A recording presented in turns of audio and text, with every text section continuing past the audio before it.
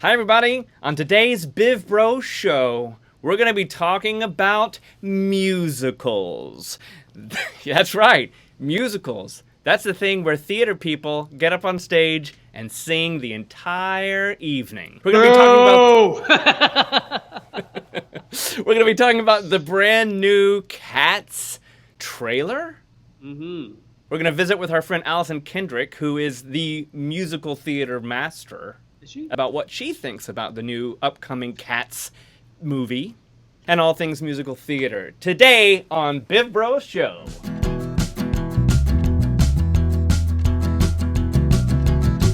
Come on in and have a good old time. Have a fun time with two bros. We're having a good time, never a bad time. Having a fun time, never a down time. Down on the BivBros Show. Yeah. Woo! And that's what happens when booties start slapping from doing that wild stuff. And namaste. I wrote that song for my neighbors. You did? Mm-hmm. Sing it again? And that's what happens when booties start slapping from doing that wild stuff. I can hear my neighbors doing some wild stuff out by the elevator sometimes, and it's very slappy. So I wrote that song for them. Oh, that's nice. Yeah, I haven't heard it in a while. I don't know. Slappy. Oh, so they don't know that you haven't sung this song for them. Until right now. Well, I'm banking on the fact that they have no idea this exists. We could make that happen. We could make what happen? we could let them know. We could let them know. Oh, could we? I don't even know their names. I'm keeping with my modus operandi of not having any friends, yes. or even many acquaintances. Definitely not neighbors. That's actually not true. Their next door neighbor, Mike, is super cool. Okay. Yeah. Does Mike ever get in on the act? The booty slap? Oof. With them? Yeah. Not to my knowledge. Okay. Not to my knowledge. I don't know. I think they're the only slappers on the block that I know of. All right. It's one of those things where you realize, gosh, your neighbors can hear pretty much everything you're doing, hear everything we're doing, most likely. Waka, waka, waka. Anyway, let's talk about nerd news, bro. There's lots of it. Break it down. Yeah. It dropped last night. Last night. What are you the most excited about coming out Thor. of San Diego Comic-Con? Yeah. Thor? Yeah. Jane Foster's Thor is for sure amazing. It's the best. And what's interesting, and I haven't seen anybody talk about this yet, was that Natalie Portman was kind of dissing Marvel. And I'm out because you guys basically gave me nothing to do. So maybe they knew that this was going to happen way back when. Although I don't even think Jane Foster Thor was a thing when Thor #1 came out. No. But so I maybe they just lured her back by saying, "Hey, how would you like a lot more to do?" So I actually did a little research on this, remembering that very fact. I did some research this morning. Mm-hmm. Apparently, like everything, for those of you who don't know, when interviewers interview you, when there are interviews being done, any single thing that an reporter wants to take out of what you say can be construed in any way they would like for it to be, right? An editor can change exactly what you're saying. Anyway, there is rumor that she was upset that Patty Jenkins was taken away from the Thor project. Patty Jenkins, who went on to do Wonder Woman. Patty Jenkins, which Thor? That would have been 2, Thor I 2? guess. 2, yeah. Apparently, she got upset about Patty Jenkins not being a feminist, and yeah, of course. And then but her actual words were, "I'm out." But if you read it, what she actually says, it's not, "I'm out because of this." It's just, I guess I am out unless they invite me back to do Avengers 7. Oh, so okay. I think whether or They've not written it out. Yeah, whether or not we don't know whether or not she was actually upset about the Patty Jenkins thing, but no matter what happened, she was never planned to be in Ragnarok because the whole thing takes place in space, on Hulk World or whatever. What was it again? I can't remember. Anyway. Oh God, I can't remember. Yeah. So that was kind of what it is. So I think you could be correct in thinking that maybe she did actually know a while ago that she was going to come back as Thor as soon as the comics came out, and that was going to be a thing, and Thor was going to pick up the hammer and be Jane Foster and a woman. I would love to see. The problem is I don't think they're going to be able to cram in all of the story about Jane Foster having cancer and blah, blah, blah, but... That's critical. That is critical. It's a big part of it. It's my favorite part of it. I mean, it's depressing to say, but it is. It's fascinating. I think it's critical to it. The weird part is that they haven't really established Thor... Odinson Thor transforming, like originally back in the golden days, the golden age of Marvel Comics, it was, Dr. Donald Blake transformed into Thor, and now, but they gave up on that a long time ago, and they never introduced it in the movies, which was definitely the right way to go. Oh, good point. So, I mean, they'll just have to like lean into Mjolnir can do whatever, which is basically what it is in the comics, Meow is kind of it alive, Yeah. So, it's. I mean, that's the best run on Thor ever. I think, and that's saying something, because I went back and read all of Jason Aaron's stuff. I haven't read the brand new stuff, but it's all amazing. I don't know if you've gone back and read all of it. Not it. You should. It's all really, really good. Yeah, that's very exciting. So Thor, super exciting. Blade is coming back. I'm the most excited about that. Are you really? I love the Blade. Yeah, no, I know. movies. I know you love Blade. I know you love the Blade movies, but I like Blade 1 and 2. Blade Trinity, not so much. I haven't seen it at the theater, but I remember it hating it. Yeah, I love Blade. Blade. I've tried to read some Blade comics, and I'm not really into it in the comics, but the movies. They were basically number one. They kind of started this whole concept. Oh, for sure. Marvel heroes. They opened the door financially, for sure. Before X-Men. Before Spider-Man, before all the Spider-Man. Yeah. Spider-Man. So that. I love the concept of all the TV shows. They sound really fun. Fantastic Four, which I don't care that much about. I've never been a big FF fan. But I've never. No, I haven't either. However, if it really is going to be Emily Blunt and Krasinski. Is it? I didn't know that they cast it. Okay. It's the rumor. Again, all rumors, but that could be fascinating. I would love to see. I would just love to see how they make it fit. I feel like, even though in the Marvel Cinematic Universe, there have definitely been hits and misses, big time hits and misses. But what I have enjoyed is their freedom to have the overarching concept, and it will be fascinating to finally fit in, Fantastic Four and X-Men the way that they put Spider-Man in, which I thought has been an incredible success. I really loved. Because they didn't. They let Spider-Man sort of ride the world of, hey, it's just a teenager, so here's all the stories about him being a teenager. But he's also, can be a part of the big game at the same time. So I'm really interested in seeing a Fantastic Four movie that talks about their relationships, which I think they could really do.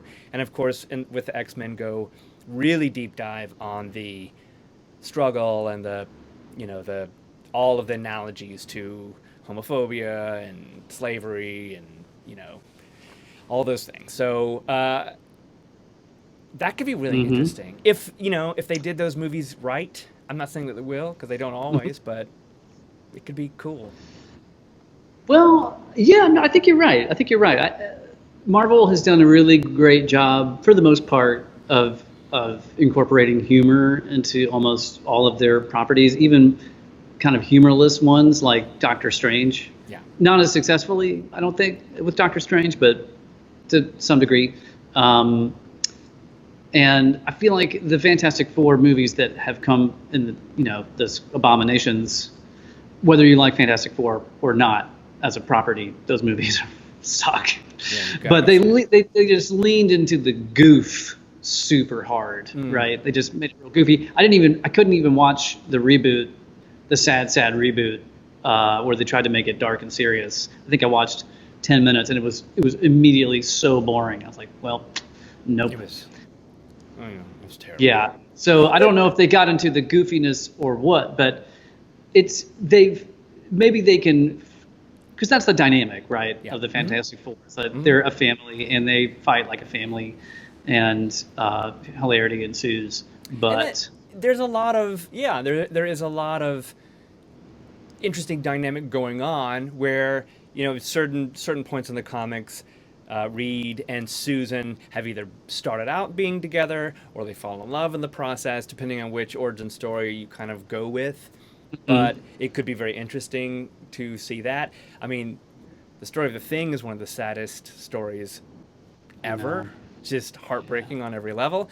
And then you've got, Johnny Storm, who's like, he becomes a rock star. And because he's the handsome, he's got the best of all the powers, right? Like, but then they're like the sort of, so now you're setting up Doctor Strange as being the doorway into the multiverse, right? Which you have to address at some point because fans are now thinking, oh, there's a multiple universe. So Doctor Strange says, yeah, there's a multiple universe, and so he can be in charge of that. But who's going to take over the Tony Stark thing? And I think it could be Reed Richards, but in a totally different, totally different way. Like, and he could be, instead of an alcoholic and a playboy and does a lot of damage as far as just kind of blows everybody over with money, you could have Reed bordering on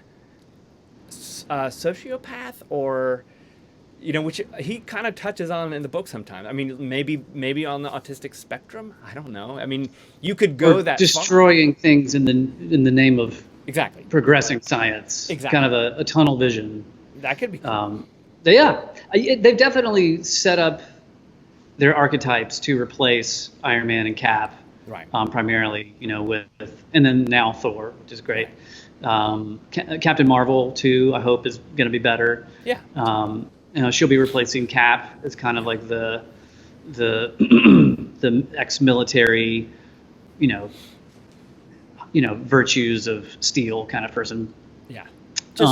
Just bring her back and let her be more human. Give us something that makes us care, and the comics do that so well.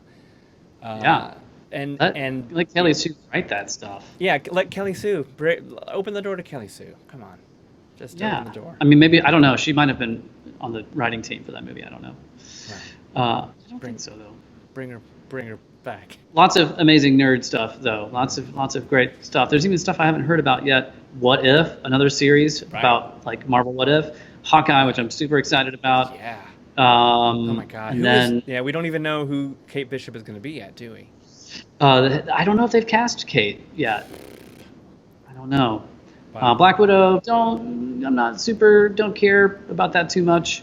Eternals really don't care, so that might be a nice surprise if it's really good. Yeah. Shang-Chi though, I am excited about Shang-Chi. Sure. I like him a lot. Yeah. Okay.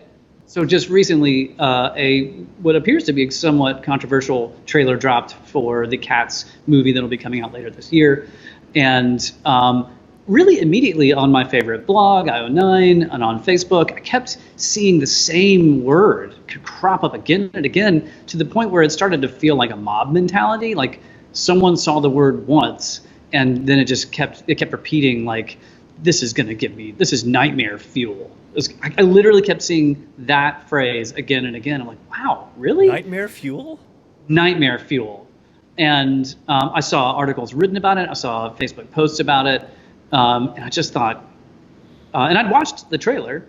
And yes, I'd say that for me, there's an element of creepiness to it, but only commiserate with, if I'm using that word correctly, with that, you know, at the end of Star Wars Rogue One, where or actually all through Rogue One, where they've put another actor's face digitally on top. You know, the guy who plays Admiral Tarkin. Yeah. You know, he's not. That actor is dead. So, or when they CGI. Help me out, Leia. Carrie Fisher. Thank you, the late great Carrie Fisher, younger. You know, it's uncanny valley thing, right? Mm-hmm. If you don't know what uncanny valley is, we're going to throw up a little definition on the screen here. You can see what that's all about. So cats, I got nothing creepier than just some uncanny valley of like, oh, okay, there's some digital stuff going on. That's a little weird looking. It's somewhat unsettling in that uncanny valley way. But it was, I mean, that's not nightmare fuel. No. Right? Have you watched the new It trailer? That's nightmare fuel. So anyway, so that was the controversy because I saw that our good friend Allison was hating on this Cats trailer big time. Oh. And I thought, gosh, I kind of was excited to see this movie because Matt and I loved it growing up. Our mom saw the original London cast performance in 1981, and she brought back the LP, and we listened to it all the time. So we grew up with that. I haven't listened to it since then, probably. I haven't listened to any of the music, but I have a soft spot in my heart for it. Yeah. We should really get Allison on the phone. Okay. We should pause here. We've done enough setup. Let's get her on the horn and discuss. So our friend Alison Kendrick, who Alison basically works with us on every single project that we have, Jump Little Children and BivBros Brothers Creative and Caption Point and pretty much everything else. Alison, we kind of went through this whole wind up as to why you would be brought on. I didn't know that there was a controversy, actually. I didn't know, the main reason that you were here is that you also thought that the new Cats trailer was nightmare fodder. Creepy AF. The worst. See, I was actually aroused by it. Oh. I thought they were super sexy, and I think that the new cat, whoever she is just gorgeous. I don't know who she is. The cat, she's a dancer, I believe, with London's Royal Ballet. Makes sense. I think that it's an all-star cast. I am not hating on the talent of the people involved. I do not like Andrew Lloyd Webber musicals, and I really don't like cats, unless we're talking about like the furry animals, of which I have two. All right, so let's talk about that. Because Allison, we were discussing kind of on the Facebook forums, on the Facebook chatters, debating, hey, I don't think this is nightmare fuel. Matt and I were just saying before we dialed you in that I get that there's some creepiness in that uncanny valley kind of, CG AI type of thing, but other than that, it wasn't creepy. It looked kind of magical to me. Yeah. So, but the interesting thing, Allison, was that it wasn't just in that thread. I've been seeing the term nightmare fuel everywhere in regards to this trend. Yeah. So I thought that is so, like, is this truly nightmarish, or did one person latch onto an article that was written that said nightmare fuel, and then now everyone's saying it's become internet mob mentality. So why don't you just start us off by, you can talk about your impressions of the trailer and talk about Cats in general, and or Andrew Lloyd Webber, who you've already come out and said that is normative trash. Normie trash. Okay, so just go for it. No pressure there at all. So I actually, the trailer being creepy was the thing I had the least problem with. I was coming into this already ready to hate it. So let me just go ahead and set that up right there. I did have a lot of problems with the CGI, with the animation. The fact that their faces are way too big for their heads is weird and looks strange. The weird fur on their bodies was, I think, the thing that I had the hardest time with. Matt's laughing at me. That feels great. I don't think it looks that weird. I thought it looked weird. And the scale is off. I feel like the cats are way too tiny. Like cats aren't that small. They're not hamsters. Yeah, they and are. I get that. And I get that you're trying to, show us something from a cat's perspective. Mm-hmm. And then, and so let me be clear about my snobbery though. I unwillingly watched the trailer after several of my friends texted me and said, "What do you think about the Cats trailer?" Like I was avoiding it, and finally, like before I read anything, I watched it. I reached my own. This is terrible. This is blasphemy in the name of American theater. Conclusion, and then I started reading all the articles. So let me just insert that little snobby monologue, out of the gate. Interesting. Snob-a-log. So you told me that Cats was the first musical you've ever seen. It was, yeah. Mm-hmm. So tell us about that experience. So I was in, I want to say either 4th or 5th grade, and my mom took me in Birmingham, Alabama at the Birmingham Jefferson Civic Center.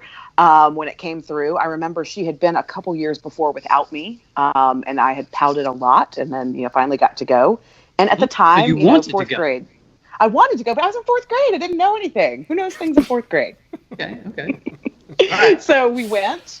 I enjoyed it at the time. I remember having a lot of questions. I remember my mom and I having a good discussion about, theater and you must be, willingly able to suspend your disbelief and things like that afterwards. This began a long tradition of my mom and I going to the theater together. And it's really funny because later when I said I want to be an actor when I grow up, my mother was horrified and I kind of was like, well, you did this. Your fault. Wow. I learned it from Mom. I learned it from Mom. Your fault. You did this to me. Okay. So did you leave? What happened when you left the theater and the show was over? I was scared. I was afraid. Sure. I thought McCavity was going to come jump on me in the audience. That fourth wall is down in Cats. Yeah, that's one of the things it's known for. Yeah. And so I felt unsafe. Okay. Fair enough. Okay. Matt and I did see a touring show of Cats in Spartanburg, Sparkle City, South Carolina, of all places. and my favorite memory of that was we had seats that were really far back, couldn't, just nosebleed section. Mm-hmm. And I had just found out that I needed glasses, but I hadn't gotten them yet. And so Matt let me wear his glasses during the show. What a brother. And I still love him for that. Anyways, so I guess Cats has never been cool, ever. But it was the first mega musical, started the craze. Not that there weren't big musicals before that, right? Because there was Cabaret and whatever. But it just seems like it's cool to not like Cats. But I think Cats is... Yeah. Like, why? Why? The music is pretty good. There's not really a story. There's not meant to be. What's so bad about it? It's based on tell us what's so bad about it. Yeah, tell us please. It's my job to educate what's so bad about it. Well, yes. Okay.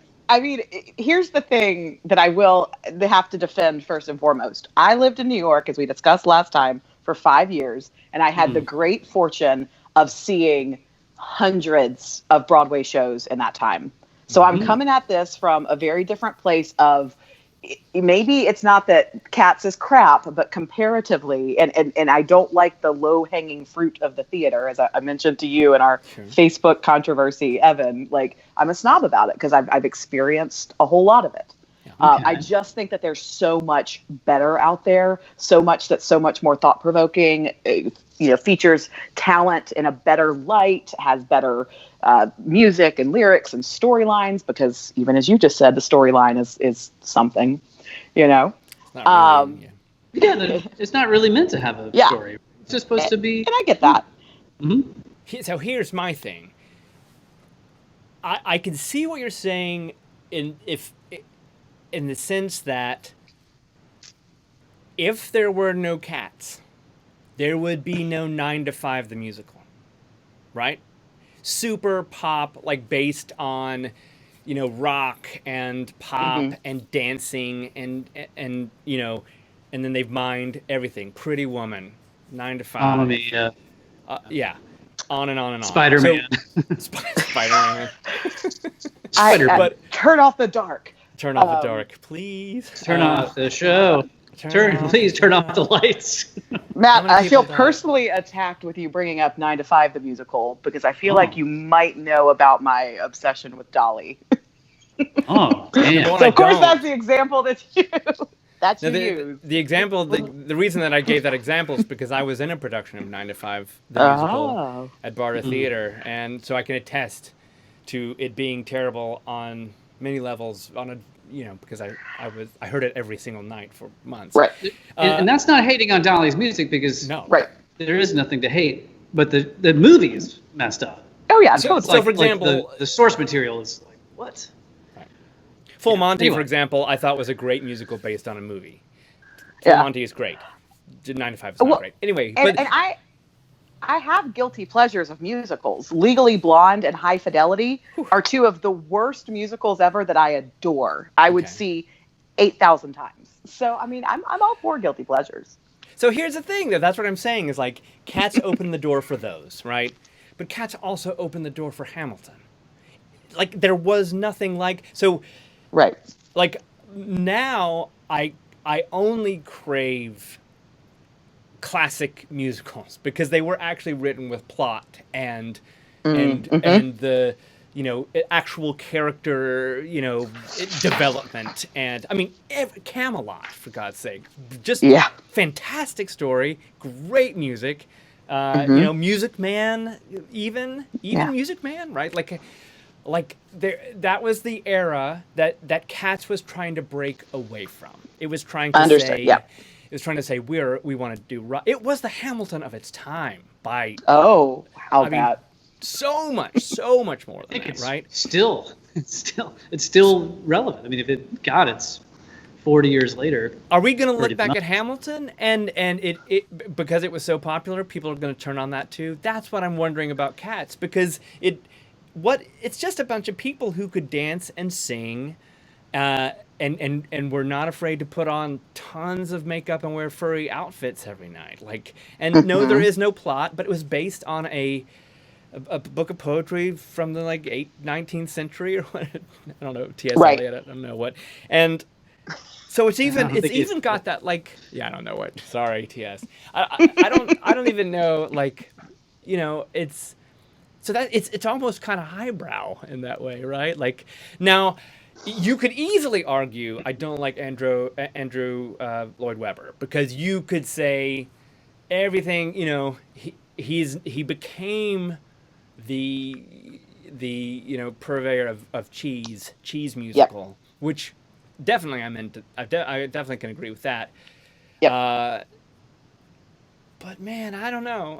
It's tough. I feel like people bash on Cats just because it was cool to bash on Cats. That's all I'm saying. It's like if you really think about Led Zeppelin, you really want to break down Led Zeppelin and think about some of those lyrics and really think about some of the stuff that was happening. It's tough. You can find some. The man is singing about fairies and gnomes or shit. You can find fault in all of the greatest pioneers. The weirdest thing for me is that it's back. That's the weirdest thing for me, is that they're doing it here in Chicago. A movie's coming out. I'm assuming that means that they've been doing it in New York again. I don't understand. It's back on tour. Weird. The 8 millionth touring cast. So yes. Okay. Well, I think it merits, brother. I think it merits saying that the Hamilton comparison is a slippery slope, because Cats is kind of just pure entertainment, whereas Hamilton became popular because the music is amazing. If you like Broadway musicals, and it was groundbreaking for stylistically, but socially and racially, right? Like it had substance that Cats is not trying to have. So it's not a one-to-one comparison, but I think saying that Cats was the Hamilton of its time is only in the context of what you mean, is that of sheer popularity. The way that it was groundbreaking, because it was finally a musical that was putting people of color front and center and forcing us to look at America through a lens that a lot of people were hesitant to. So I I feel you there, and I will try and examine cats for cats instead of lumping it into the rest of the interweaver noise. I've got a lightning round, kind of rapid fire. Okay. Just a handful of questions for you, Alison. Are you ready? Oh yeah. Okay. Number one, all-time favorite musical. I knew you were going to do that to me, and it's so hard and it's so mean. Just because whatever I have comes to your buckets. Just the if first. I had to choose, Into the Woods. Okay, great. That's a good choice. That's a solid choice. And then composed that was Sondheim. Mm-hmm. Okay. Current favorite musical. I really liked in the last decade. I really liked one called Title of Show. I remember being very moved by it. I mentioned Passing Strange. That's another one that has kind of stuck with me over the years. And 25th Annual Putnam County Spelling Bee is another contemporary fave. Okay. What was the last musical you saw? Oklahoma on Broadway a couple weeks ago in New York. Nice. Was Allie, I'm now forgetting her last name, who won the Tony. But then Rebecca Naomi Jones and Mary Testa, who are two of my favorite Broadway actresses, are also in it and were phenomenal. Was our good friend Ward Williams performing in it that day? He wasn't, and I was so disappointed. So I saw the spot he would be in had he been on the stage, but he was not there that night. But a good friend, who was conducting? Yeah, Nathan was conducting. Yeah. Oh, nice. He was playing drum kit and accordion and pointing at people a lot. Just a lot going on for that dude that night. He's amazing. I still haven't heard one song off of Hamilton. I've never heard Waitress. Oh God, Waitress is. In fact, when I went to go see Waitress, I was sitting next to two of my friends who are also Jump Little Children fans, and we look up on the stage, and there's Ward. We didn't know, like, because this was back in like 2015 or 16, like right when it opened. And then I love, but I do. Sarah Bareilles is one of my favorite songwriters, and so for her to cross over into musicals was, a really cool dream. And I've seen Waitress several times, and that's a great one. See, there are things that I do like. I'm not just a snob, and I don't just hate everything. I swear. Right, because that seems like, I don't know anything about Waitress, but that doesn't, that seems like real poppy stuff. It's not highbrow musical. Right? Yeah, nothing highbrow about that one, but it's beautifully done. This is, as always, really fun, you guys.